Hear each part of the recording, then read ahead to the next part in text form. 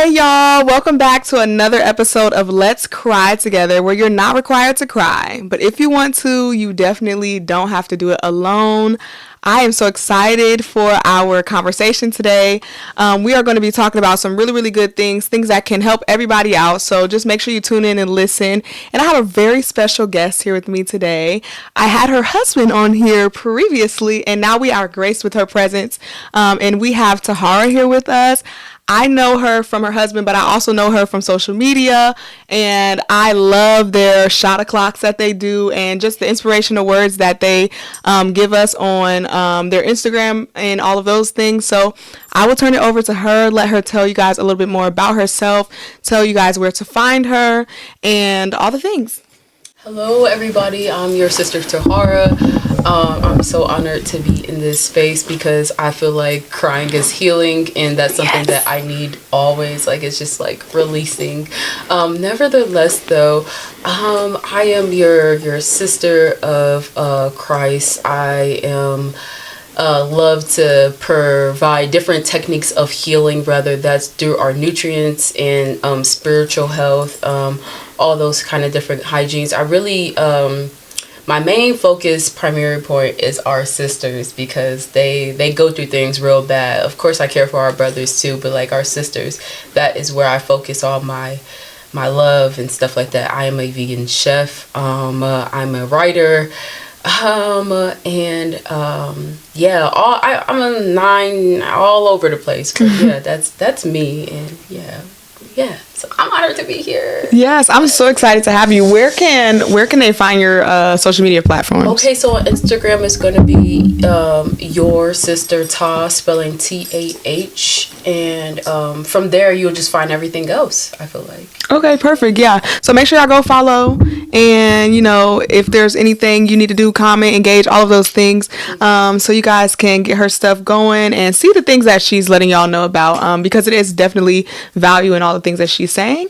So you guys know that the first thing we do before anything is we do our question of the episode. This is where me and Taharah will be able to answer the question, but also you guys have the ability to be able to answer the question in the comments, on any posts that you see, and this is just our time to come together as a community and share our opinions and our thoughts. So our question is, what do you wish someone would have told you that you needed to hear?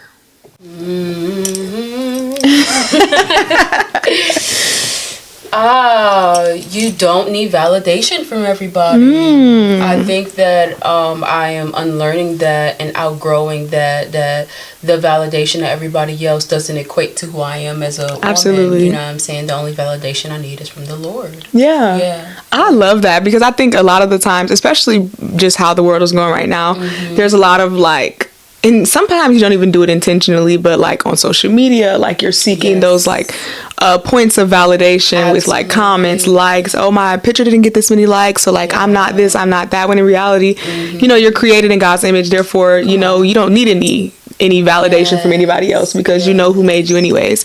So I love that you said that. That was a great one. How about you? Let me see. I would say.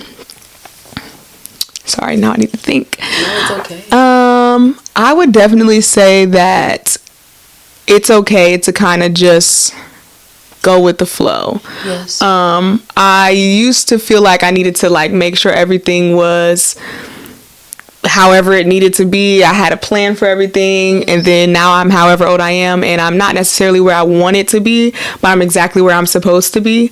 And so I think, just going with the flow of things and just allowing God to really, that song, Jesus Take the Wheel. Yes. Let him really take it, instead of me trying to drive. So, that's what I would say I needed to hear for sure. No, for sure. That fake let him take it. I'm gonna let you take it, and then still micromanaging. Right. Yeah. Oh, please. Still really trying to drive for real. My favorite analogy is that you know how in the kitchen growing up, they'd be like, stay out the kitchen. You know what I'm saying?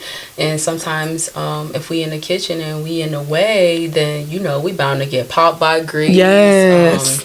Anything could have happened. We could be in a harm's way if we didn't stay out the kitchen. So staying in the child's place overall. You know what I'm saying? That's actually so good, because you know, you're a child of God, right? Yeah, and so when they say stay in a child's place, obviously it was like mother to child or like father, whatever. Yeah. But then you have to look at it the same way when you're talking about like just life. Like stay in a child's place, like God is supposed to do this and you're supposed to do that. So that was good, girl. I'm about to put that in my notes or something after this. Because that was good. On purpose. Yeah, that was really, really good. But you guys make sure that you guys answer that question because you never know the thing that you needed to hear somebody else may need to hear right now. So feel free to answer that question in the comments or wherever you see fit. We got too many unreal expectations for ourselves. Yes. We learn it from the world. We do. We definitely do. High expectations when really we just need to do it. Yes. And then it'll be done. Listen, I was also contemplating and thinking about like the expectation I have for myself be like so unrealistic, and sometimes people don't realize the expectations they have for others be unrealistic too, and be too much, too unnecessary. I be like, you really think that's all gonna get accomplished one day? Yeah, for sure. I be looking at my to-do list like, Taharah, please. Yeah. Get out of town. Absolutely. And that's funny that you say that because, look, we're starting a podcast already. But it's funny that you say that because I have been kind of like working through that whole like letting go of expectations for me, but also for other people, because I think it can lead to a lot of like disappointment or like letdown. Yes. So when you kind of just allow people to be who they are, yes, you either accept it or you don't. And you kind of just move however you're supposed to move within life. No, for sure. Yeah. Sure. So that's a good one. Yes, asking questions before assuming. For sure. I did that as a kid too, like entering unfamiliar spaces. I used to have like this whole like daydream of what the scene is going to look like, what's going to happen before entering the space. And I used to be in the shower like playing the whole thing out, like talking and like trying to like get it together. Like, okay, this is what I'm going to say if this happens, blah, blah, blah. When in reality, half the things that I was thinking would happen didn't even happen. So don't let it be like an intense like bad experience with somebody that you're not with, like good with. You're like, I'm gonna say this, right? Or like post after that happened, I should say this. For sure you like finish the argument later on because you're like, dang, I didn't think about that at that time. Sure. That's actually so funny because I do it all the time. All the time. But we're going to get started for real. Let's get into it. So we're going to be talking about the oppression of our people and women of color. As we all know, there are lots of things that as a community we go through and we experience. And so we're just going to sit and talk about some of those things and, you know, how to better our community, how to kind of push things forward. So my first question is, what are the areas of growth and areas of strength that you feel we have within our community? The areas of growth, meaning that there needs to be growth. Yeah.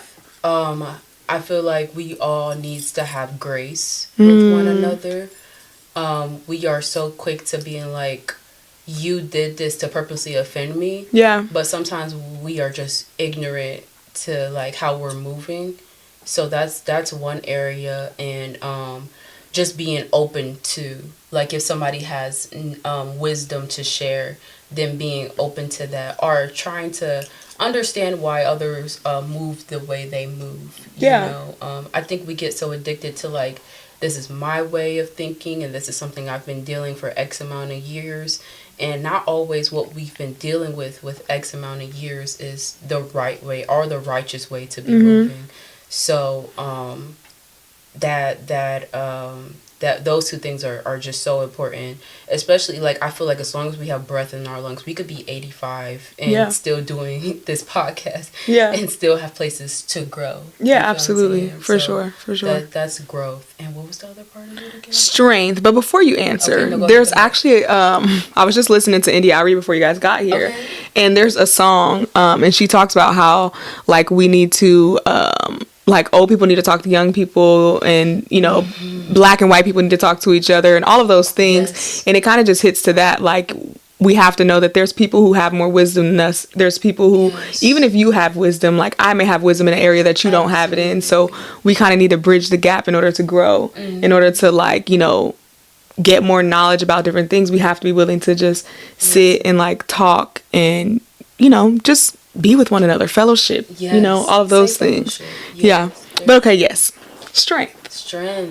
We got strength in so much stuff. We got the art of long suffering down packed real good. And I'm meaning like being able to like withhold and hold so much trauma from like our parents and stuff like that, and from like generations down like whatever then that happened. But the art of long suffering, that right there, like just being able to be like, wow, I am going through menstrual cramps so hard, and I'm over here saying, hi, what can I get started for you today? Gosh. Like, that's just so unrealistic to me. Like, that doesn't seem like okay. Like, wow, like I'm literally like putting myself through punishment and not going to basically just go use the bathroom, but I'm making sure that this whole establishment looks okay. Yeah. Like, you know what I'm saying? So we have that art of long suffering down packed real good. Absolutely. Like, you know what I'm saying? Like, it's just the curses. Yeah, for sure. A lot of curses. Especially in women, because you know there's a lot of things, and no shade to the men, of course, but like women definitely have so many things that like we have to do, and also do other things at the same time. Yes. So it's like that duality of like, okay, I'm literally walking in pain right now, but I have to make sure this is good, and this is good, and this is good, and this is good, and then I can finally rest after that. So yeah, I totally agree with that for sure.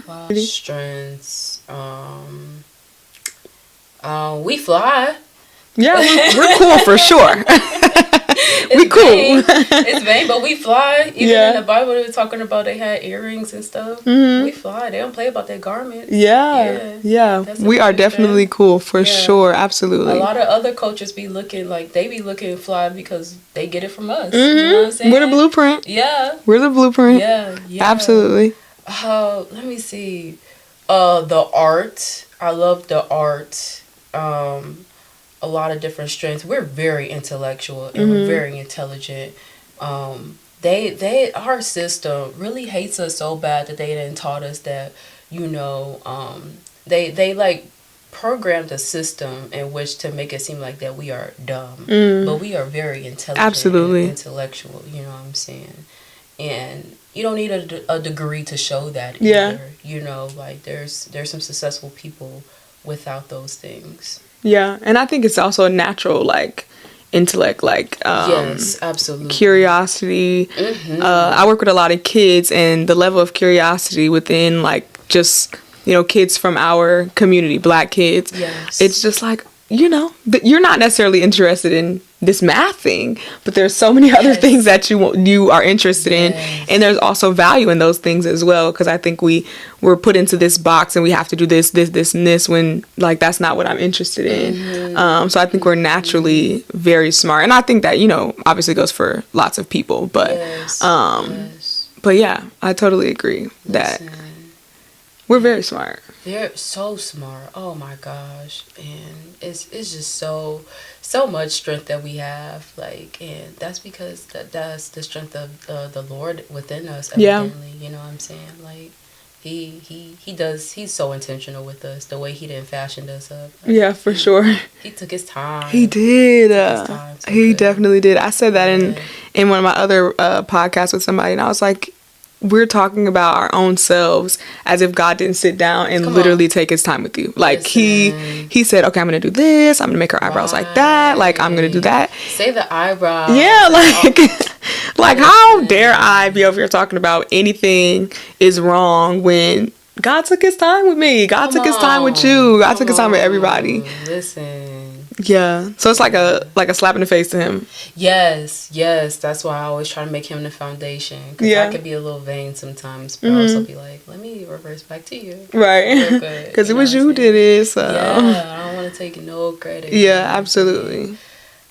But yeah, I could go on and on about our strengths because we got a lot. We got a lot, for sure. Yeah, for sure. I would say an area that I feel like we need to grow in. Okay, so I would say the same thing for both. I would say our like togetherness, we can grow, but also we are very strong in as well. So there has been so many moments where I have seen us like not support each other, and it definitely is a very big detriment to like just the like moving forward within our community. But then there's been so many moments where I have seen us come together so well and so seamlessly, and I can just sit back and be like, wow, like we're really doing that, or like we're really like, if we did this all the time, this is exactly like what we would need to be doing.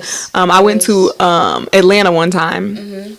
I was doing like this video shoot for the clothing line I used to have, and we went to this store and we were looking for, I wasn't looking for anything. My friends were looking for like some shoes from this guy. So we went to this, and it's like a mall kind of, but there's like different stores, like boutiques pretty much. And they were in there and we were talking, they were looking for shoes, and they were like, oh, I need some lashes, but we were talking to each other, and the guy heard us, and he's like, oh, I know somebody, like, let me take you around the corner and I'm gonna walk you over to the store.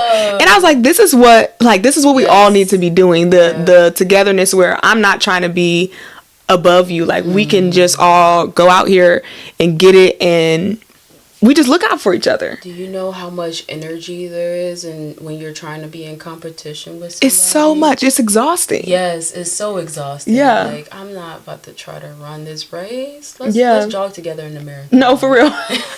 I used to do that when I used to run track. I used to be like, I hated the 4x4 or the 400, the open 4. Do you want to run this together? I would talk to people and we would run it together. And then I'll be like, the last 100, you can do whatever you want to do. I'll do whatever I do. Whoever wins, wins. So that is so valid, because like we can run this race together, and it doesn't hurt anybody. It doesn't hurt anybody, and it just elevates us all, really, because what you can do for me and what I can do for you is way better than all that I can do for myself. Yeah. So what do you say in that movie? Everybody eats beef. Yes, and everybody should. Everybody should, for sure. So how has your experiences in your life shaped your perspective on like just being a woman of color, or the things that we have experienced? It has shaped me to understand my own strength, and to understand that what others' perspective can be of us. And that goes back into what we were saying about I can't receive validation from everybody. You know what I'm saying? And so I think growing up, trying to receive that from everybody, that kind of shaped my perspective of like who I am as a woman. Yeah. And so not only going through like different systems and from schooling systems to like hospital, I think those two have really like shaped me for the better, because the places where I wasn't like being nourished and loved the way I was, that made me know that this is what I'm going to expect from the places that I want to be, the way I want to be taken care of. Because even in my prayers, I'm saying, hey, Lord, grant me with a community and sisterhood and people that's going to love me in which the way I want to be loved. Yeah. You know what I'm saying? Because sometimes especially growing up, people, they are ignorant and they don't know how to love you right. And so within being a woman, I had to understand that this is not your fault because you're ignorant. Right. You know what I'm saying? But this is my grace. That grace for sure. But this is my understanding that I forgive you, but this is what I will want. So this is how I'm going to shape my household for us, so we can be able to love our children correctly, and how I'm going to shape like my whole livelihood, so I am what I attract within sisterhood and community. You know? So I feel like the faultiness from like either being discriminated against, or just being I don't know, having the wrong idea of who I am as a woman. They're taught things within like Black people and all those other things, and I think that's just like, it was just a total like, the Lord is saying, I'm building you up for this, because sometimes we be like, why, Lord, why is this happening to me? But we have to ask, why is it happening for us? Yeah. Because if we didn't go through trial and tribulation, we wouldn't be the people we are today. Yeah, for sure. So, and there's always learning in everything. There's definitely learning in all the things that you experience. And I mean, whether good or bad, they shape you into the person that you're supposed to be. Yes. And so I like that you said, like, not asking why is this happening to me, but for me. Yes. Because it's not necessarily a bad thing. Like, it might feel bad in the Yes. moment, but in reality, like, there's good that's going to come out of it. Right. I love that. Yes. That was good. That was good. Yeah. I would definitely say my experiences, I've grown up in a family that it's a lot of women in my family. And so I was able to kind of sit back and watch them be women. Yes. And I think that definitely has helped me just figure out how I wanted to navigate throughout life, even if there were things within them that I didn't necessarily want. Yes. Or if there were things that I did want, I was able to say, okay, this is who I want to be, or I could take different traits from different people and say, okay, I can be similar to this, or I can be like this. And I think that helped me a lot as far as like just being a woman of color, moving through the world, and just knowing like I have to be unapologetically myself. Yes. Yes. And I also don't have to fit any norm or stereotype that Black people have on them, but also just women of color have on them as well. Like, I can be angry if I want to. Absolutely. I can be sad if I want to. I can be whatever I need to be, because that's just, I don't have to fit into anything. Yes. So I think just watching the women in my life do that helped me be able to do that as well.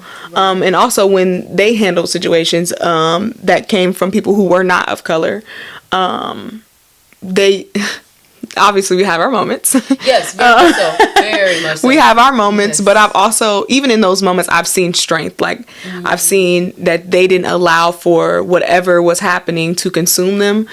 Even if, you know, they didn't respond well in the moment, it was okay, this happened, but I'm still who I am, or I'm still, you know, gonna move in the world how I'm called to move. So I think my experiences have definitely shaped me in a good way, and also, you know, chipped away at the things that could not have been as good, I guess. Yeah. That's beautiful. Experience most definitely brings power to who you are. Absolutely. You know what I'm saying? And especially if it's bad experience, it brings wisdom. You know, like, that's really beautiful. Yeah, because there may be another experience that comes similar to that one, and so the question is how are you going to respond this time? Come on. And yeah, so I think a lot of experiences give you the opportunity, so when you face it again, to do differently or do better than you did before. For sure. So I think within that, I think the healing of our Black women, or, you know, Black men, or just our community just in general, sometimes I think can be hindered by us not being truthful about just things that have either happened in the past, or, you know, how we feel like things need to happen now, how we actually feel. So my question is, what does truth-telling look like to you, and how does it aid in helping within the individual, but also as a collective in the community? Truth-telling is being able to be honest with yourself first and foremost before you show up as in a community. So you have to be able to be honest with yourself and not neglecting yourself, and being able to be like, hey, like, this is what I like and this is what I don't like, despite what is the theme of my my surroundings. You know what I'm saying? I can use this as an example. Like, there was a space where I worked at a certain daycare, and there's like a lot of, like, when you work with mostly women, or when you be around mostly women, and it's just a spirit of Satan, of course, but it's like, it could be a little catty, you know what I'm saying? So when we have catty behavior and that lack of nourishment, and, you know, like, oh, she did this, and having a problem with everything that somebody else is doing, I realized that, like, okay, that's not of me, you know, and that's not what I want for, like, me. So being able to, like, be able to be my own truth, and being like, hey, like, you know, the way others behave doesn't represent of you. You know what I'm saying? So I had to pray myself out of that situation. Like, Lord, please get me out of here, because, you know, birds of a feather flock together. That's just you going in there getting your work done, but it's still, like, at the end of the day, you're still, like, walking into a place that's, like, basically spiritual poison. So you got to be able to be truthful within yourself of like, okay, I like this, okay, I don't like this what makes me comfortable and things like that. And then you have to be able to be truthful to community, because if you're not truthful with yourself, you won't be able to be truthful to community. And that's within like telling them like, hey, I see you're doing this particular habit and I don't think that's healthy for you. Yeah. And sometimes when you're the mirror to people, the world is going to hate you. Yeah, it is. Very, very much so. Like when I'm telling people like, hey, the Lord don't like that. And they're looking at me like I got two heads coming on my neck. I'm like, it's thus says the Lord though. Yeah. So I had to find comfortability that like, you know, when I'm showing up in these spaces and I have to be like, thus says the Lord, you're going to be hated. But, you know, at least I got my spiritual reward. You know what I'm saying? Being able to be like, to have the Lord be like, hey, that's my daughter. She doing the work. She doing what she needs to do. You know, so it's really sometimes convicting, because it's like, ooh, like I can't be a people pleaser either. Yeah. You know what I'm saying?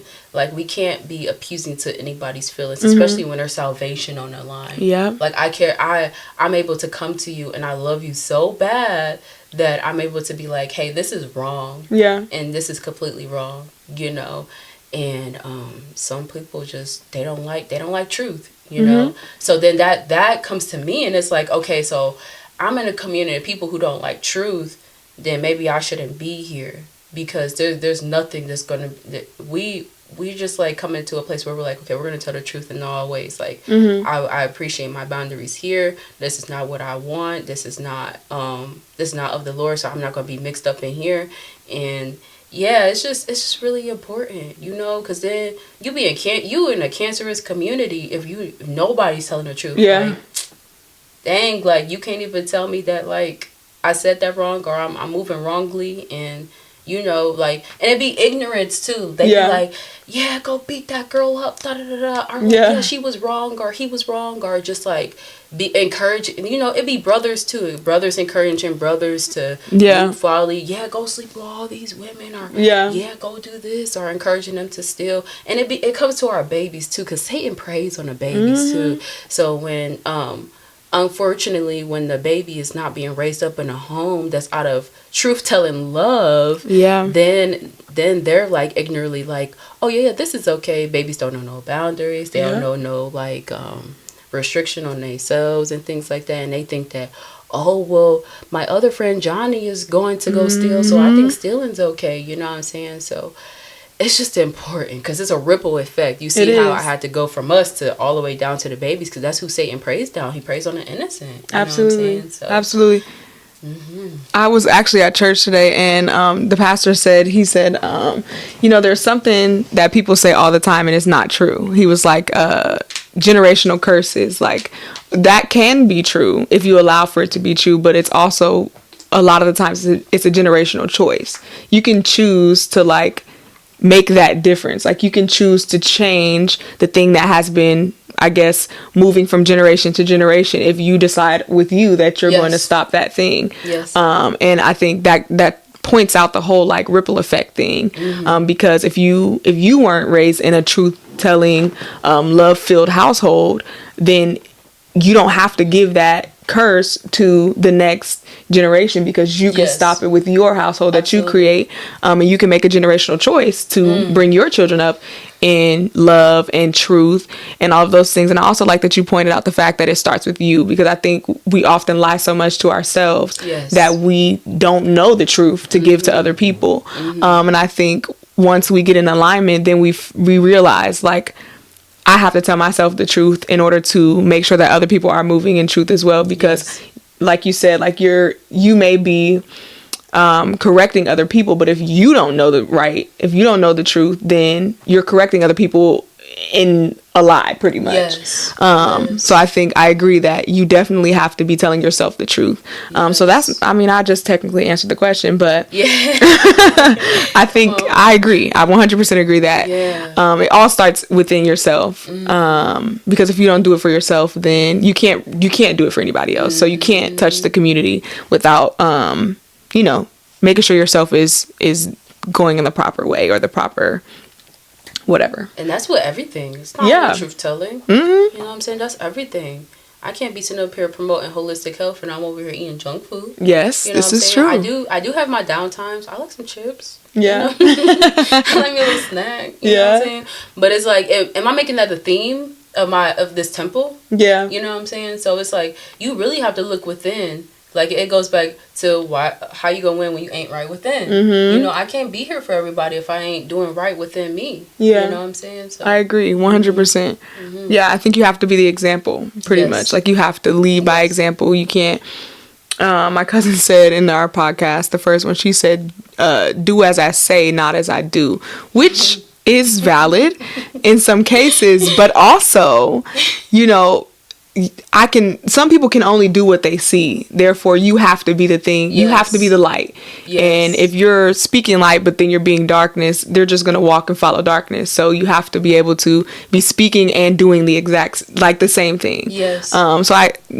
Yeah, girl, we can go on a tangent about that the whole podcast. Listen, because that kind of reminds me of brothers going on social media. Like, there are YNs right now because of what they seen. You know what I'm saying? They didn't just come out the womb like, I'm gonna be a YN. I'm gonna steal cars. Da da da. Yeah. What kind of example is the men in our community giving them? You know what I'm saying? Like, they had to learn it somewhere. Some things are taught behaviors, and that's just. It's just the unfortunate of that goes back to your saying, they're generational curses, but what are you choosing to do? Mm-hmm. Yeah. You know, so, yeah. Yeah, and I think we have to be very careful about what we do because I always talk about, like, intentionality, like doing things with intention. And I think sometimes we unintentionally teach things that we don't necessarily want people to learn, but because we're just moving through life without intention, especially when it comes to kids or, like, you know, people who are younger, more impressionable. We teach them things that we don't necessarily want them to learn. They were confused when they get older and they're doing all of these things. But it's like, no, they watched you for 10 years do this thing. Yes. And now they have taken it and they've done it like 10 times worse or, you know, whatever than you. So it's like they're out of control, but it started with this little tiny thing that you were doing for however long you were doing it. And I've realized that within my own life. There's been some things that I've watched other people do. And it's not necessarily a bad thing, but I realized when it came up in me, it wasn't a good thing either. It wasn't like something that felt good. It wasn't something that was beneficial to me or to the people around me. And so I had to realize that I was an unintentional trait that I was taught and also took on. And now I have to figure out, like, okay, how do I let this habit or this trait go? So I think, you know, just being careful about what you do and say is helpful. Come on. For sure. Yes. What does wellness, success, and unity look like within women of color? What would you say? Those three things. You can start with either one or you can kind of put them all together. It starts off when, in the beginning of the podcast, when we talked about not being each other competition. It starts off with that. And then it also, I feel like everything is just inner. You got to start with inner. You know what I'm saying? Like, looking within, like, okay, so how do I treat myself? And that reflects on how I'm going to treat my sister. Yes. Yeah. You know what I'm saying? So am I treating myself well? And we're going to present wellness with one another? Are we going to be moving healthy? Or are we going to be moving toxic? You know what I'm saying? Are you quickly to be frustrated with yourself? That means you're going to be quickly frustrated with your sisters, being like, girl, you get on my nerves. Right. You know what I'm saying? And so, success, I feel like when our current people right now, when we think about success, money signs pop up. Yeah. You know what I'm saying? But success really means to be able to, like, us being able to finish this podcast and be like, that was successful. Yeah. That was success. Success is being able to be, like, in having this, you know, that's success. So it could be identified in several different ways. But sisterhood itself, to have sisterhood, healthy sisterhood, I should say, that's a success. Yeah. That's a job well done. Right. You know, because that's what the Lord wants of us anyway.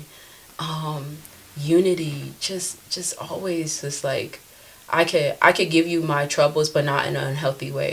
I could be able to be like, hey, sis, I'm going through this hard time. And then you could be like, hey, sis, okay, you're going through this hard time, and I'm here for you. What do you need? You want to cry? We could cry. Right. You want to fast? We could fast. You know what I'm saying? Like, that's a sisterhood I embody and I care for. Like, to be able to be like, hey, sis, like, let's fast together because this stronghold been taking over me. Yeah. Not me telling you, hey, this stronghold has been taking over me, and you go talk to this person about it, that person about it. Like,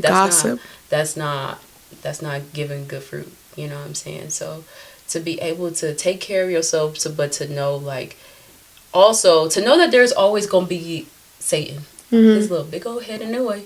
You know what I'm saying? Because there's times where I've been through sisterhood, and our generation, or I say our current people right now, they think that, oh, we didn't got faulted with one another, we got to cut each other off. No, we bound to get faulted with one another. You know what I'm saying? You bound to get on my nerves some days, but that don't mean I want to cut you off. That's just, we just bound to do that. And I think that us as people need to really, like, understand that and understand there's beauty in that, because then you have to really look at the relationship if you're not being able to have, like, times where you guys are, like, getting on each other's nerves, or like where certain things might happen. You know, not everything means a breakup. Some things mean I need some space, or some things need to be talked out. Right. Because I have an avoidant kind of thing going on, but you know, we unlearning from that. So sometimes I have to go to people and be like, you made me feel really uncomfortable. I want to work through this because I love you and I'm done running. You know what I'm saying? That's something I had to even realize in my own marriage. Like, I'm just done running. You know what I'm saying? I have to, like, go to the eye of the storm to be like, hey, we bound to fault each other. You know what I'm saying? Why not just, like, love each other? You know what I'm saying? That goes back into the gospel portion where I think it's Peter. He said, how many times I gotta forgive my brother? He said 70 times 7. Now, we ain't counting 70 times. Right. Each and every time. We're like, look, Lord, it's past 70 times. I did it this many times. You know what I'm saying? But the realistic thing is to be like, over and over, as long as we breathe in life, like I always say, we bound to fault each other. You know, like, even as little old ladies. Yeah. You know? Yeah, that's so true. I still love her though. That's my girl. Yeah. You know, so successful relationships, knowing we bound to fault each other, and just being each other, like, lifter upper. I feel down, you bound to, like, lift me up. Right, you know what I'm saying? Like, we just need good, healthy relationships. I don't like reality TV. That shows you the true depiction of, like, how sisterhood should not be. Yeah. And it's just so catty and it's just so nasty. And it's just, we just need more unity. You know what I'm saying? And I hate it. I hate it. You know what I'm saying? So that just shows, like, that's not how it's supposed to be. Right, yeah. And in reality, that's not how it even is. Like, a lot of those girls like each other. I mean, maybe some of them really don't like each other, but a lot, like, some of the things that are happening on there are so staged. Yeah. So it's like, that's not even something you can even go off of, because these people don't even really, all of them don't feel that way towards each other. Yes. But one thing you said, sometimes I have to go into the eye of the storm. Yes. And typically, correct me if I'm wrong, but isn't the eye of the storm a lot calmer than, like, on the outside? And so it's like, you just have to get through that little tiny tough part, get to the eye of the storm. And then that's where, like, the calmness is. That's where the resolution really can be, when you're willing to just step into, like, the thing that looks really crazy on the outside, but in reality, once you get to the middle of it, it's like, okay, this wasn't as scary. It wasn't that bad. Yeah. It wasn't that bad. It was necessary to get here so we can figure out all the other things. That's a little Satan tactic, trying to make it seem like it's real scary and it's real bad, but whole time it's calm there. Yeah, because a lot more destruction comes when you avoid it, or you don't deal with it. And girl, I do the same thing. Or I'll, like, work it out with myself first, and then I'll finally address. But it'd be like 2 weeks later, and it'd be like, oh, so remember, like, a month ago when you did this and the third? Now I'm like, oh yeah, so that made me feel some type of way. And they're like, oh, you've been holding on to that for this all this time. I'm like, well, I had to process it through myself first. Dang. But if I just figure it out, I think, and say it instead of, like, marinating on it. Yes, that's not healthy. It's not. Dang. It's not. And sometimes I think you do need a little process, but, like, not too long. Bro, because, like, then there's times where I'm like, I don't want to say this wrong, but then it's like, it's better said than just be, like, marinating. Yeah, for sure. For sure. Oh my gosh, marinated feelings ain't good. Yeah. They're all soggy, and then you're like, right. She cut me up real good. Right. Literally. Oh my. I would say wellness within our community as women of color. Well, actually, I'll start with success. So I think that success, I agree that it is less to do with money and more to do with, for me, I think, like, love. Yes. I think we can have a skewed idea of what love actually is, and what it actually looks and feels like to receive it and to give it, especially within women. So like that comes with like friendships, that comes with like the workplace, all those things. I think once we really get down to the root of what it really looks like and what it really is, I think we will be a whole lot more successful, because when you do those things, it's easier to support. It's easier to, show up for each other in those moments where things are hard for one of us or something of that nature. But yeah, I think within our whole community, but especially within the women, I think once you figure out how to love each other, for real and not for fake, I think that's when we can kind of like be more successful. And I think honestly that goes over all three of them for me, like the wellness. I think, loving yourself and loving other people, all of those things kind of come into play when it comes to like wellness and unity. Because if the whole bottom line is just the love part, I think all of those things will be better if we figured out like, what does love truly look like between me and another woman, and our friendship or just our sistership or whatever. So yeah, that's what I would say.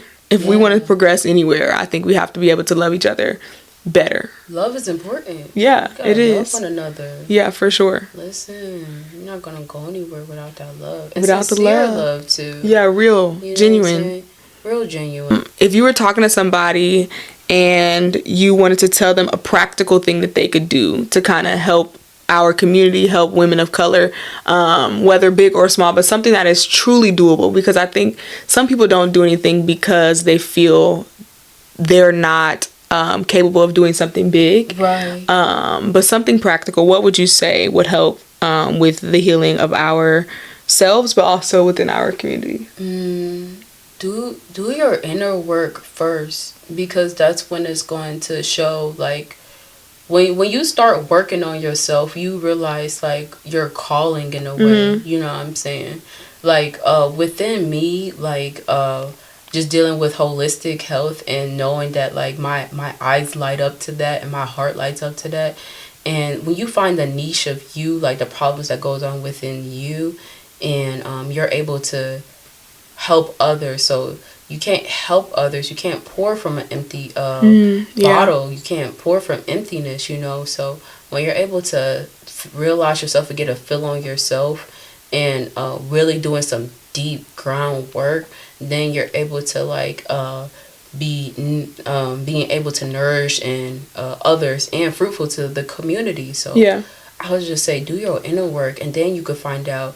And then like you said, like you don't have to have this whole idea of like, oh, I'm going to I have to do something big. Like I gotta be like Rosa Parks or all the big ones, you know what I'm saying? That's unrealistic. Like it really starts with littleness, and that's when it starts to expand its own self and the Lord's will too. So you just gotta be able to look at yourself and see like what is part of my calling and how can I help other sisters out. Some sisters got green thumbs. They show you how to plant your stuff. Some sisters could cook really good, and some sisters are really good at like beautifying themselves, and that helped other sisters out in a non-van way, because there's sisters like me who's trying to figure out hair and stuff like that. So it's just about like figuring out your own self, and then like being able to really like be like flourishing to the community. No, I totally agree with that. And it reminds me also of something I heard today in church, but he was basically saying like he was talking about you can't come to church and just hear the word and then you don't actually digest it and then, have a production from it. So your life, if your life doesn't prove it, then you're not really doing anything. Right. And he was just basically saying, be careful of what you digest, because what you digest is what you're going to produce. And I think I 100% agree with what you're saying, because I think we have to make sure that we're working on ourselves and digesting the things that are actually helpful to us. Yes. And then we can produce things for our community that will also help them. So I guess if I had to say that, I would definitely say, like, just being mindful of what you're taking in and what you're putting out. Because your put out doesn't only affect you, it affects everybody else. Yes. Yeah. I would say, I think the healing definitely starts with yourself. Yes. But I also think, just trying to be a light in the spaces that you enter into, because I think there's so much darkness just everywhere. Yes. And that one little piece of light can brighten up an entire space. So I think, just moving with intention and trying to be somebody who people can look at and say, okay, this is God's love. This is, this is what that looks like. Even if it's not, sometimes we all fall short, but yeah. Yeah, that's beautiful. I love that. What spiritual chaos has caused spiritual victory? That could be your own personal one, or something you've seen in a timeline of history, or anything. It's just pretty general, honestly. Okay, so let me make sure I'm understanding your question correctly. So spiritual chaos, as in things that I've been through, how did it cause like a victory? Yes. Okay. Yes. I would say I'm a very emotional being. Yes. So I think honestly there's often a lot of emotional, like, up and down. Because along with being emotional, I feel like I am also sensitive. So things that don't matter to other people matter to me. Yes. And it's funny because I was just talking to one of my friends, and she was like, you sensitive people are just like, all of these things matter. And I'm like, no, the thing is they just don't matter enough to y'all. And that's the problem. Like, things need to matter more. But I think with that, there can be a lot of emotions, and there can be a lot of hurt. There can be a lot of pain. But I think over the years I have been able to learn, and I consider this a victory. I don't know if everybody else would consider this a victory, but I don't know if this was actually on the podcast or if this is what we were talking about before we started recording, but we were talking about, like, dropping expectations, because I think a lot of expectations do cause disappointment. And because I am somebody who is more sensitive and more emotional, I'm easily disappointed as well.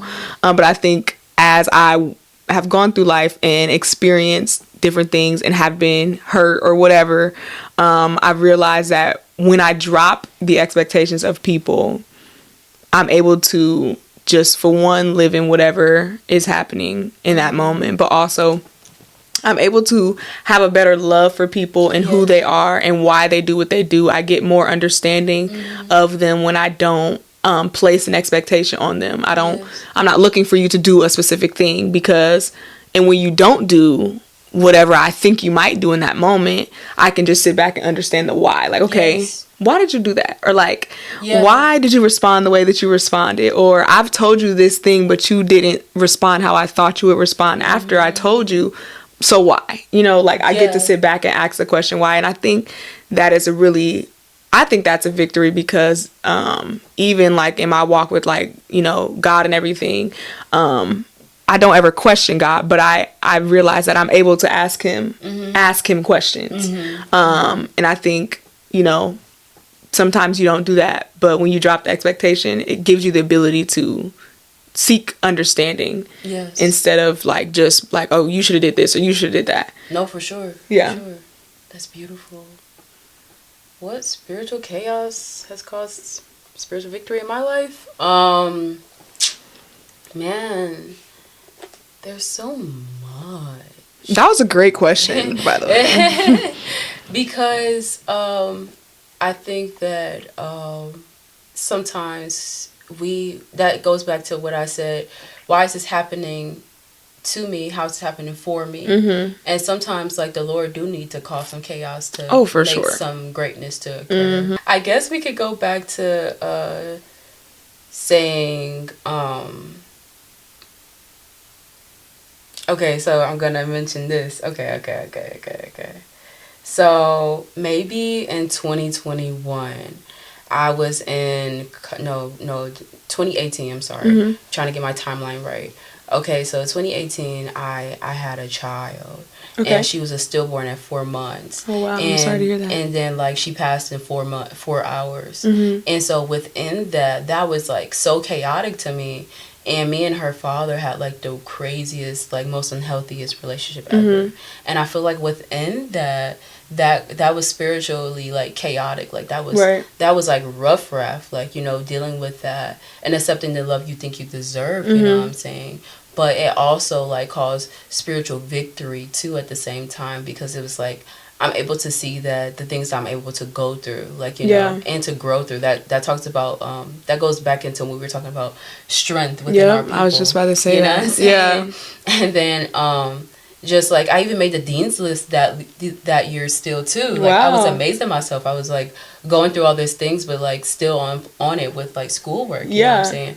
The strength of the Lord, like he needed that spiritual chaos to help me understand the importance of like who I am today. Like even right now, like it kind of goes into my next question, but it makes me study and like look at the malpractice of our sisters in the hospital. Like from doctors to nurses to everybody, like, you know, like, oh, she looks like this, I'm gonna take her pain very lightly, right? Or like, you know, like it's just so chaotic. And like, yeah, like that spiritual chaos had to happen for me to, first of all, release people that wasn't meant to be in my life, but also to understand this is a part of my calling. You know what I'm saying? So just needed some of that. Yeah, and I think that also goes back to like all the things that you experience shapes you into who you're called to be. Because there's so many moments in all of our lives where like you could consider like spiritual chaos, but then you have to sit back and you have to look at like, okay, but what was the thing that came out of this that was good? Like, how did this improve you as a person? Because I often talk about like, I didn't really give a situation, but like the whole like, y'all, I was without a job for like 2 months. All my bills was laid. They were trying to come get this house, but I was so confused. I'm like, why would you let me like get this house and then I can't pay for it? Like, why would you let me get fired?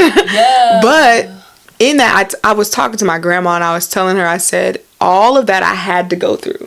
Like, even though it sucked, like it was horrible, it was worse. Like I've always been like a very independent person. I don't like calling people asking for nothing, like if I don't have to.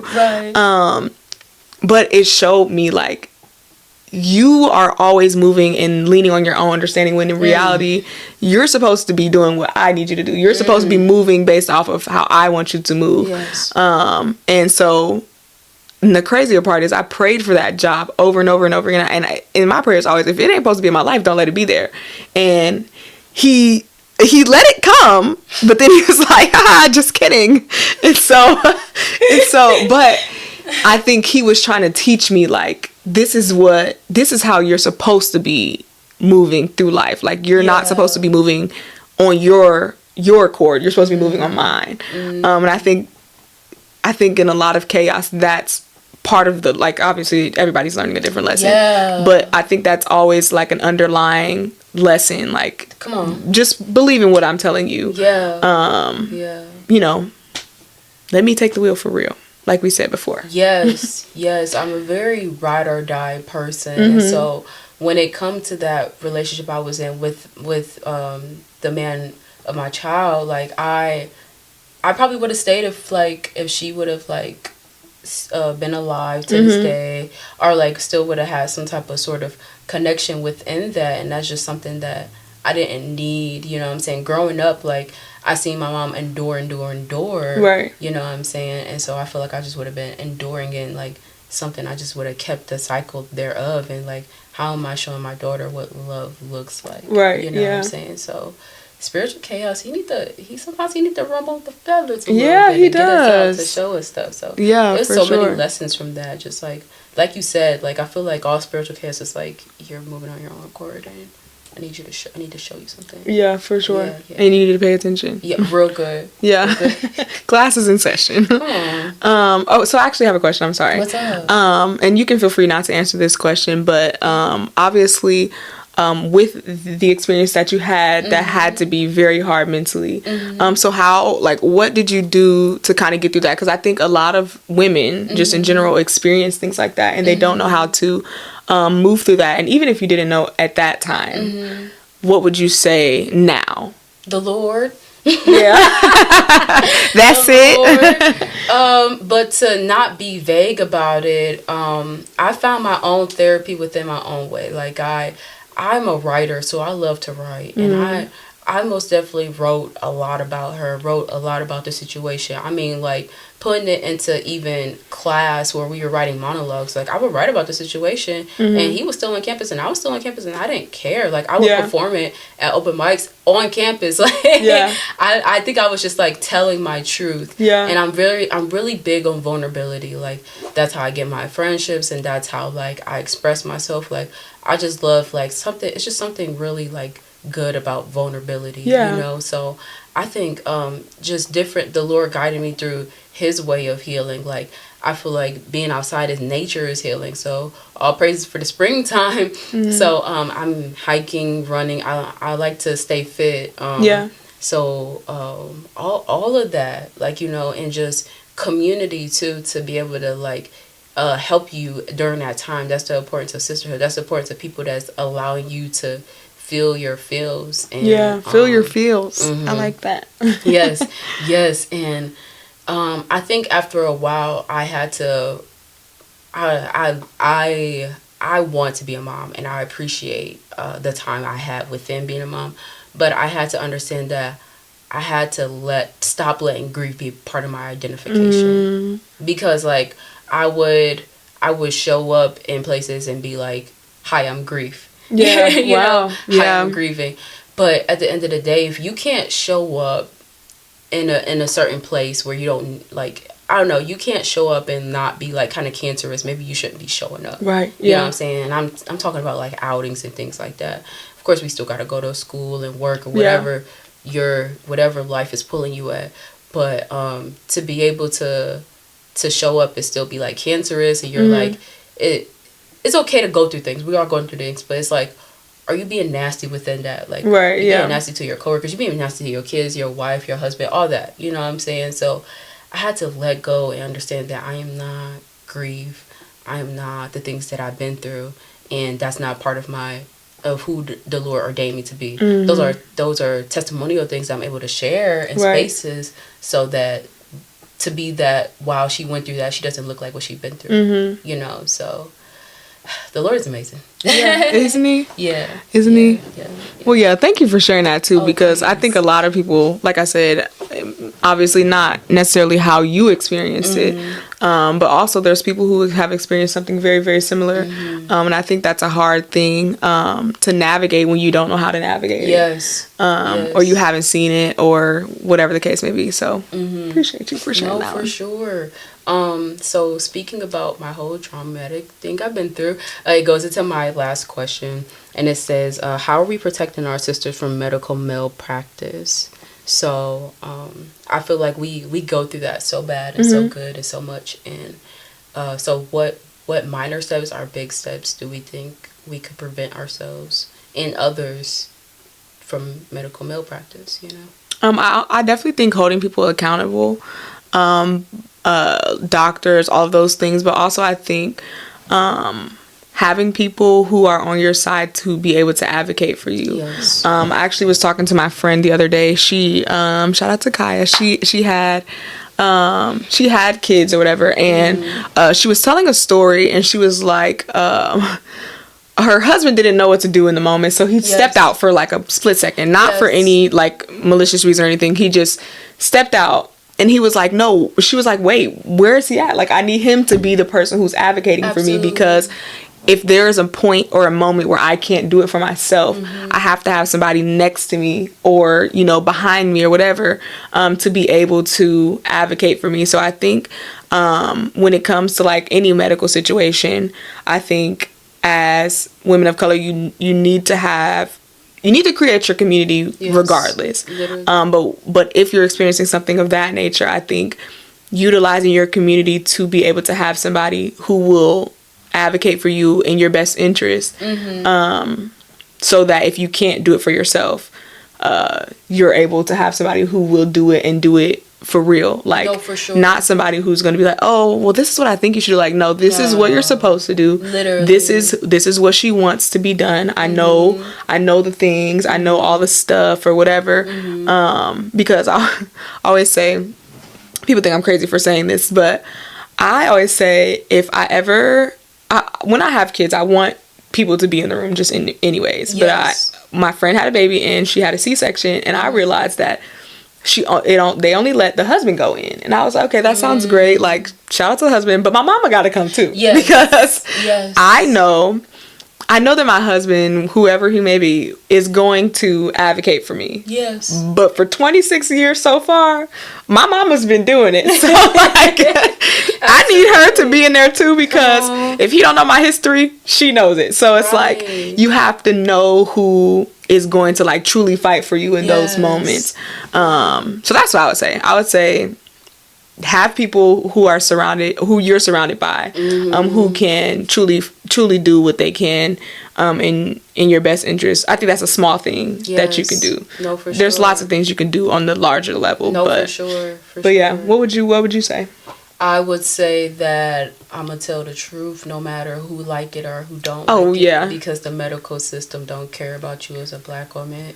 Whoever's watching this, I'm gonna tell you to stop taking that birth control. I'm gonna tell you to not get a C-section if you could prevent it. Don't do that, because they gonna lie to you and be like, oh, you need to get that C-section. Oh, you need to do that. Like, I don't need that. You know what I'm saying? I'm gonna tell you the truth, and I'm gonna keep telling the truth until I close my eyes for the rest of my life. Yeah. So that's how I am, just being that person for our sisters within the medical malpractice, because they most definitely just be trial and error on our bodies, and I hate it so much. And like little testers. Yes, I'm very overzealous about it. I'm not even gonna hold you. So I can go on and on. Like, we could have had the whole podcast about that. They irritate me so bad, and it's like, I need to be able to tell my sisters that, because I think that, like, when I'm in surrounding communities of people who are, like, on the same, like, thought process as me, I get a little too comfortable, and I'd be like, oh, this okay, everybody's on this road of, like, we shouldn't be doing these things. But then when I go back home to Cleveland, or when I'm, like, out in the world with other sisters, I'm like, oh, wow, there's still more people who are ignorant. We got to keep on keeping on. We got to keep the fire, because, like, some people are just ignorant. They just go with whatever their doctor is telling them. Like, oh, you have to do this. Oh, you have to do that. I don't have to do that. I have to do this. You know what I'm saying? So what are some things that you feel like you've learned over the years, that you feel like, aside from birth control and you said a C-section, right? What are some things maybe that don't have to do with having a baby that you feel like you don't need to do, as far as, like, doctor stuff? A pap smear. Okay. Wait, because I watched a video about this, and I'm not gonna put my business out there, but I told my friend, I said, I heard you're not supposed to do that. Yeah. And she said, she said, well, I mean, people have been doing it for so long, like, I just feel like whatever. But I can't remember what the video said, but it was pretty much like, they're like, just go ahead and say what you're going to say about it. Okay, a pap smear, they're taking a tool and they're going inside of your body and they're scraping your cervix. Yeah, that's what I was going to say, but I wasn't. Why are you scraping my cervix, and why are you doing that? You know what I'm saying? So that this just is entirely inappropriate. You don't need to be doing that to our bodies because you want to check if we have cancer or anything like that. And I heard that can give you cancer, like the scraping. Yes, I heard that's what it can do. It's so uncomfortable and it's so painful, and it's like it's so unnecessary. Like, anything to go inside the black lady parts, right? Anything, you know what I'm saying? Like, it's not necessary. You don't need that, as long as you're maintaining the right diet, good down there hygiene. You don't have to go in and get a pap smear. It's it's overrated. It's a lot of different things that they do. They just be like, oh, well, this has been in practice for this amount of years, and it's like it's not necessary. Yeah. Yeah, so. I totally. Yeah, I need to do my research for sure. Yes. But I definitely have heard not great things about it, and so I was like, when you said it, I was like, I knew I heard that somewhere. Okay, I have one last question, completely off topic. Let's do it. As far as eating goes, how would you say, what would be something small that people can start with? And I'm asking this for myself because I have been doing something not necessarily, like I haven't been doing the greatest, but I've been trying to start. So like I make my own like breads, or I try to make my own breads. That's so good. Yeah, or like I've been trying to read the ingredients on the back. So the goal right now is to eliminate as much processed food as I can. Yes, absolutely. But what would you say you're like a small start to a healthier lifestyle? What would you say to do? Delete the dairy. Okay. Dairy. I don't drink milk. Dairy causes PCOS within women, and it causes ovarian cysts. People who deal with arthritis is basically excessive amount of mucus on your bones along with acid. So that comes from dairy. You know what I'm saying? So dairy is so good and it's so yummy, but there's alternatives. And you don't need dairy because it's so hurtful. Like women who deal with like maybe growing facial hair and PCOS and things like that stems from that.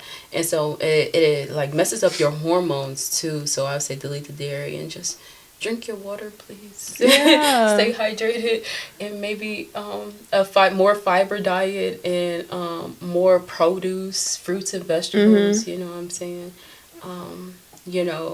Just balance one of those out more rather than a lot of, like you said, the process. Yeah. Yeah. Okay, that's good. Well, I don't eat too much dairy, so that's good. I mean, I do have cheese every now and again, but maybe a little ice cream. Yeah. But there's other options for healthier ice cream and stuff. Listen. But okay, do you have anything that you want to leave the people with? Like if you were talking to the world, what would you say? Go with God and God goes with you. Ooh. That was good. Yeah. Okay. I would say, y'all know what I always say.